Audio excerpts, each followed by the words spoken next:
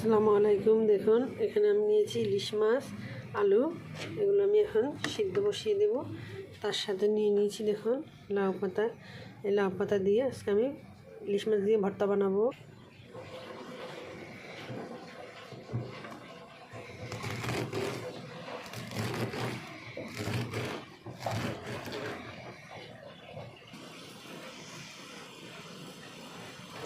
এক পাশ দিয়ে আমি লাউ পাতাগুলো দিয়ে দিচ্ছি।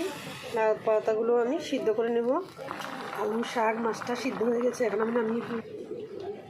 এবার আমি মাছগুলোর কাটা ছাড়িয়ে সুন্দর করে মাছগুলোকে পরিষ্কার করে নেব। এভাবে হাত দিয়ে আমি থেতলে নিচ্ছি।